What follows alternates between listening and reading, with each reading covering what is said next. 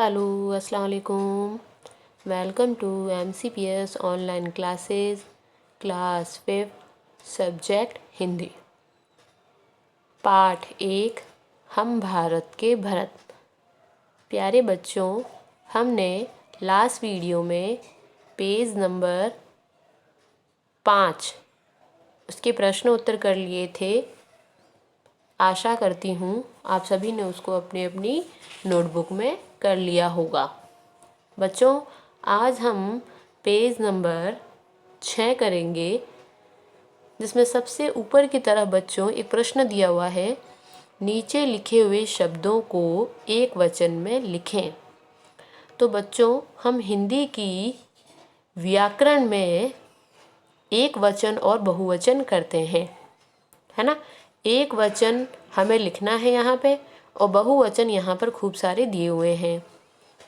तो आपने छोटी क्लासेस में पढ़ा होगा बच्चों कि जब भी हम बहुवचन बनाते हैं तो उनमें जब शब्दों को पढ़ा जाता है तो बहुवचन बनाने के लिए पीछे की तरफ क्या लगा दिए जाते हैं, या यों, ऐसे कुछ शब्द पीछे जोड़ दिए जाते हैं, है ना। तो उसी तरीके से यहाँ भी खूब सारे बहुवचन दिए हुए हैं बच्चों, हमें उनका क्या करना है, एक वचन बनाना है। मतलब पीछे के जो या यों दिए हुए हैं उन्हें हमें हटाना है। जैसे पहला शब्द दे रखा है बच्चों, चिंगारियाँ, है ना। तो चिंगारियों का एक वचन इन्होंने क्या कर रखा है बच्चों, चिंगारी। मतलब पीछे की तरफ यों जो दिया हुआ है उनको हटा दिया है और मात्रा को बदलकर छोटी ई की मात्रा से बड़ी ई की मात्रा कर दी है। तो चिंगारियों का क्या हो जाएगा, या चिंगारियाँ का क्या हो जाएगा, चिंगारी, है ना। उसी तरीके से नीचे दिए हुए हैं बच्चों, तो आपको इस तरीके से उसको भरना है। जैसे पास ही में मैंने दे रखा है फुलवारियाँ, तो फुलवारियाँ में से क्या हट जाएगा बच्चों, यहाँ हट जाएगा। और जो री की छोटी ई की मात्रा है उसको हमें बड़ी ई की मात्रा बना देनी है, तो वो क्या बन जाएगा, फुलवारी। सवारियाँ, उसका एक वचन क्या हो जाएगा, सवारी। मतलब या हट जाएगा और छोटी ई की मात्रा का क्या बन जाएगा, बड़ी ई की मात्रा, है ना। उसी तरीके से क्यारियाँ का क्या बन जाएगा, क्यारी। फिर आगे दे दी गई है बिवाइयाँ, बिवाइयाँ का बन जाएगा बिवाई। दवाइयाँ, उसका एक वचन हो जाएगा दवाई। मिठाइयाँ, उसका एक वचन हो जाएगा मिठाई। तैयारियाँ, उसका एक वचन हो जाएगा तैयारी। और आखिर में दे दिया गया है चटाइयाँ, उसका एक वचन हो जाएगा चटाई। तो बच्चों, एग्ज़ाम में यहाँ दिए हुए हैं बहुवचन और एक वचन पूछा गया है। कभी कभी इसका उल्टा भी हो जाता है बच्चों, एक वचन दे दिया जाता है और बहुवचन पूछ लिया जाता है। जैसे अगर मैं नीचे से ऊपर की तरफ जाते हुए बात करूँ तो मैं बोल दूँगी चटाई, तो आप उसका उल्टा कर देंगे चटाइयाँ। तैयारी, तैयारियाँ। मिठाई, मिठाइयाँ। कहने का मतलब ये है कि जहाँ हमने अभी या हटाया है ना बच्चों, तो उस वक्त में हमें क्या कर देना है, लगा देना है। जैसे चटाई है तो चटाइयाँ में या लगा देंगे हम, तैयारी का तैयारियाँ, मिठाई का मिठाइयाँ। ठीक है बच्चों, इस तरीके के प्रश्न हमारे एग्ज़ाम में पूछे जाते हैं। ठीक है, उसके बाद दिया गया है बच्चों हमारा अगला प्रश्न, नीचे लिखे गए शब्दों में से पुल्लिंग और स्त्रीलिंग शब्द छांटकर लिखें। तो पुल्लिंग और स्त्रीलिंग पढ़ने से पहले इसके नीचे बच्चों उसकी परिभाषा दी हुई है। क्या परिभाषा दे दी गई है, देखिए बच्चों, जो शब्द स्त्री जाति अथवा पुरुष जाति का बोध करवाते हैं उन्हें लिंग कहते हैं। लिंग कितने प्रकार के होते हैं बच्चों, लिंग 2 प्रकार के होते हैं। पहला हो जाएगा स्त्रीलिंग और दूसरा हो जाएगा पुल्लिंग। तो फिर से दोहराइए, जो शब्द स्त्री अथवा पुरुष जाति का बोध कराते हैं वे लिंग कहलाते हैं। लिंग 2 प्रकार के होते हैं, स्त्रीलिंग और पुल्लिंग। अब स्त्री में ही दे रखा है बच्चों, स्त्री का मतलब क्या होता है, जिसमें हमें लड़की टाइप में कोई आवाज़ आ रही है, छोटी की मात्रा आ रही है, या हमें ऐसा लग रहा है अच्छा बालिका ये तो लड़की है ना। स्त्री है तो स्त्रीलिंग में हम उनको लिख देंगे। और पुल्लिंग, पुल्लिंग में हम पुरुष, पुरुष का मतलब जिसमें या तो बड़ा आ की मात्रा आ जाएगी या कोई पुरुष जाति का बोध हो जाएगा, तो उनको हम लिख देंगे बच्चों पुल्लिंग में। तो हमें क्या करना है, यहाँ पर खूब सारे शब्द दिए हुए हैं, उनमें से स्त्रीलिंग को स्त्रीलिंग के नीचे लिख देंगे और पुल्लिंग को पुल्लिंग के नीचे। जैसे देखिए इस तरफ है ना, मैंने पहले लिख दिया गया है पुल्लिंग, पुल्लिंग के नीचे मैंने उस शब्दों को छाड़ दिया है, फिर लिख दिया है स्त्रीलिंग, उसमें छाड़ दिया है। जैसे अगर मैं बात करूँ मिट्टी, है ना, तो मिट्टी में से किसकी मात्रा की आवाज़ आ रही है, छोटी ई की मात्रा, बड़ी ई की मात्रा की, सॉरी, है ना, मतलब ई की मात्रा, स्त्री, स्त्री की आवाज़ आ रही है, तो मैंने उसको स्त्रीलिंग में लिख दिया है। उसी तरीके से उंगली, है ना, तो ये भी मात्रा की आवाज़ आ रही है, मतलब स्त्रीलिंग।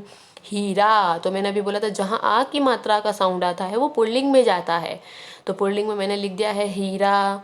बालक, बालक तो लड़का हो गया, मतलब पुरुष, पुरुष को हम किस में लिख देंगे, पुल्लिंग में, है ना। परीक्षा, अब परीक्षा में बच्चों भले ही हमें आ की आवाज़ आ रही है, लेकिन परीक्षा क्या होता है, एक स्त्रीलिंग होता है, ठीक है। और दूध, दूध हमारा एक पुल्लिंग शब्द है। तो कितने कितने वर्ड हो गए हैं बच्चों, पुल्लिंग में भी 3 शब्द आ गए और स्त्रीलिंग में भी 3 शब्द आ गए हैं, ठीक है।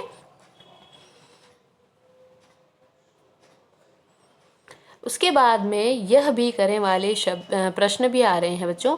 यह भी करें जैसे प्रश्न हमारे बोर्ड के एग्ज़ाम में ज़रूर पूछे जाते हैं, कोई ना कोई ऐसा एक प्रश्न आ जाता है जो हमें स्वयं करना होता है हमारी समझ से, है ना, तो वो हम करेंगे। जैसे प्रश्न दे दिया गया बच्चों, हम बालक अपने देश की सेवा के रूप में कौन कौन से कार्य कर सकते हैं। तो आपको सोचना है कि हमें हमारे देश के लिए क्या क्या काम करने हैं। तो हम तो छोटे बच्चे हैं, है ना, छोटे बच्चों के हिसाब से हम क्या सोचेंगे। तो आप बोलोगे मैम मैं सफाई का ध्यान रख सकता हूँ, जैसा हम आपको स्कूल में सिखाते हैं ना, सफाई का ध्यान रखो, एक दूसरे का ध्यान रखो, है ना, पर्यावरण का ध्यान रखो। और मैम आज जाते टाइम में वो आपको बोलती बिजली बंद करके जाओ, पंखे बंद करके जाओ। तो ऐसे कुछ काम है जो आप देश की सेवा के लिए कर सकते हैं।